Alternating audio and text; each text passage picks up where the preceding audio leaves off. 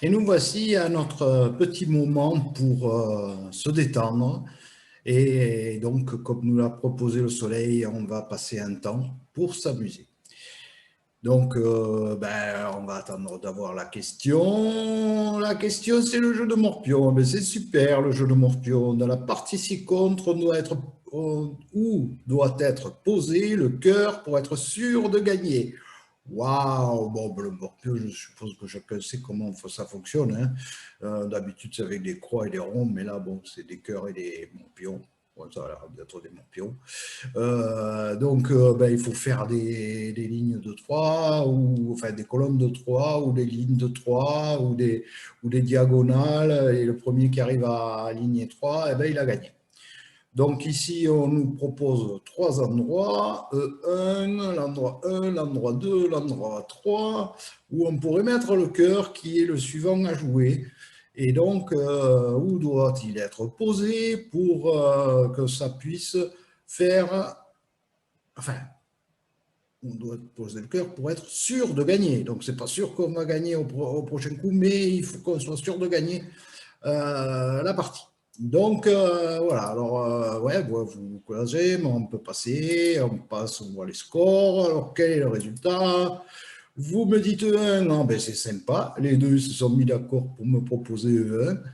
Ça m'a l'air d'être une bonne réponse. Donc, oui, c'est bravo, c'est E1, effectivement. Ici, si on met le cœur là, le coup suivant, le morpion, il va aller soit là, soit là. S'il va là, on fait la ligne en E3. S'il va là, eh bien, on fait non, la diagonale en E3. Et si il va ici, le morpion, eh bien, on fera la ligne en E2.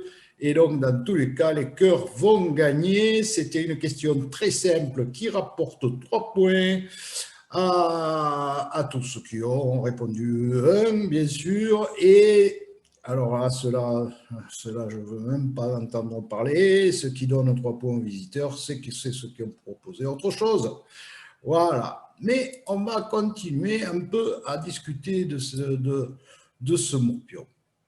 Parce que le jeu de Morpion, c'est un jeu qui est sympathique, parce que c'est un jeu qu'on peut faire où on veut. On peut tracer une grille sur une feuille de papier, c'est du vite fait, tac, tac, on fait ça, et puis on peut s'amuser à deux, voire à l'équipe si on veut, hein, pour se mettre d'accord, pour jouer. Et dans tous les cas, c'est deux équipes ou deux joueurs, hein.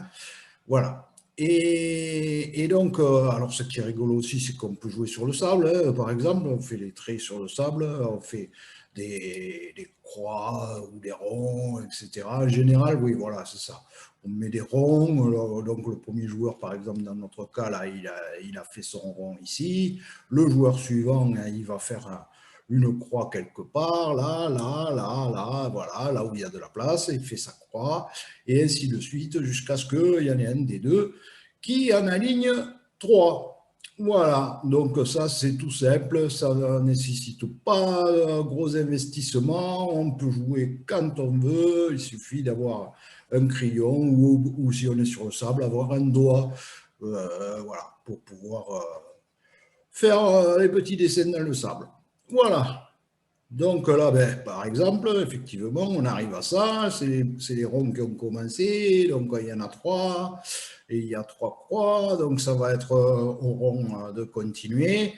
Et là, vous vous en doutez bien que vu comme ça s'est positionné, eh ben, les ronds vont sans doute perdre parce que s'ils se mettent là pour empêcher cette colonne, et bien les autres, ils vont mettre une croix ici et ils feront une diagonale.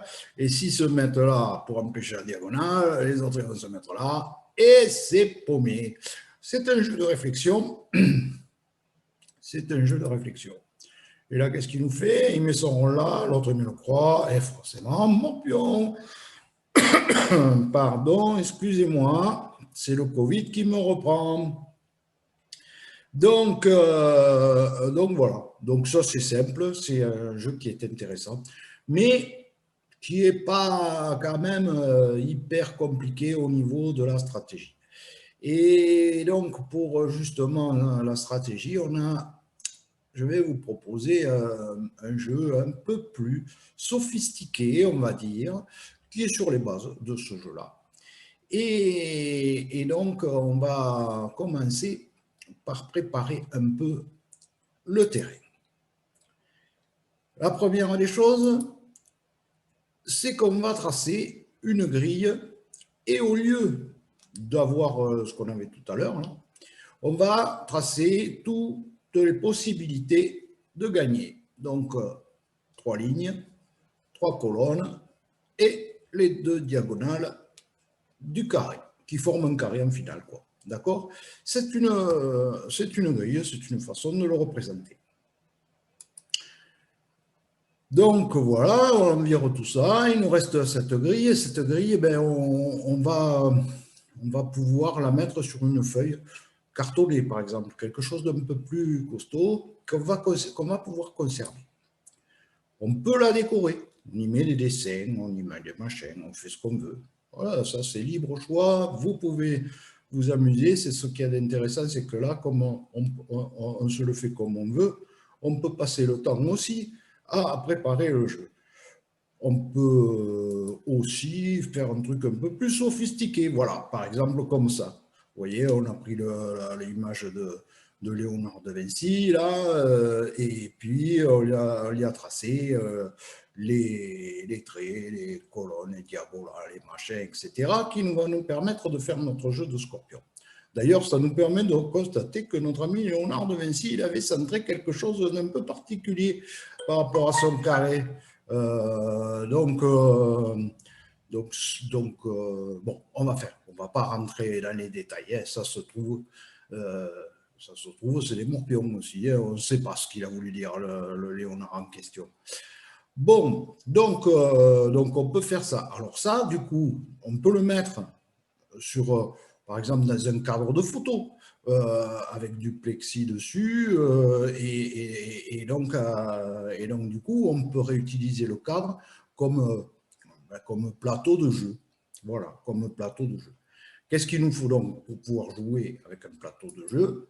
Eh bien, il nous faut que chaque joueur puisse utiliser des pions. Et donc, il faut fabriquer des pions. Alors, les pions, c'est pareil, hein, on peut découper des pions, des dessins comme ça, qu'on colle sur, je ne sais pas moi, des petits, ça peut être des boutons par exemple, hein, des boutons ou des petits pions.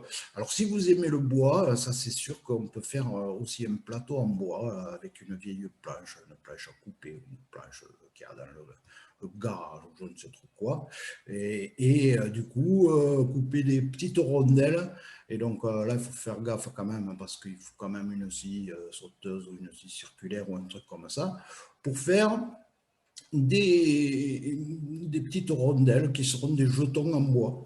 Et donc, dessus, vous pouvez y graver des cœurs ou des croix et des ronds. Enfin, bon, c'est sûr que le scorpion à graver, le morpion, pardon, à graver, c'est un peu plus compliqué, mais vous pouvez le faire en stylisé. Enfin, vous faites comme vous voulez. De toute façon, il vous faut 16 rondelles, 8 où vous allez mettre les motifs d'une équipe, par exemple les cœurs, par exemple, 8, et 8 sur lesquels vous allez mettre les autres motifs, par exemple les morpions. Voilà. Et donc, et ça, vous le collez sur le côté, on va dire le côté face de votre truc. Alors, si vous êtes bricoleur, vous pouvez aussi graver les petits trucs, mais je vous conseille de faire des motifs assez simples. Hein. La croix et les ronds, c'est pas mal quand même. Voilà, et vous faites des petits pions en bois par exemple. Voilà, donc ça c'est pour préparer le truc. Donc on revient à notre image de Léonard de Vinci là, avec notre truc, et puis on s'est dit une chose aussi, c'est que finalement on pouvait peut-être se servir aussi de cette image pour la compléter avec un rond, puisque Léonard il l'avait déjà fait, donc on s'est mis le rond aussi. Et le rond, il peut nous servir à quelque chose. Et je vais vous expliquer à quoi il peut nous servir, le rond. Voilà. Le rond, il peut nous servir à préparer le pion suivant. Et donc, dans notre exercice, et dans notre jeu plus exactement, on mettra le pion suivant au sommet du rond. C'est-à-dire qu'avant qu'on ait joué, on sait le pion suivant qui va devoir être joué par l'une ou l'autre des équipes. Voilà. Donc ça, c'est le principe. Du coup, bon, on vire les trucs et on peut faire une planche où il n'y a que ce motif, si vous voulez. Le pion suivant, tout ça, on n'en parle pas, c'est juste pour vous expliquer. Vous faites le rond et le carré avec les diagonales et la croix au milieu. Voilà. Donc ça, c'est pour pouvoir préparer le plateau de jeu. Ah ouais, mais maintenant, il faut que je vous explique les règles de ce jeu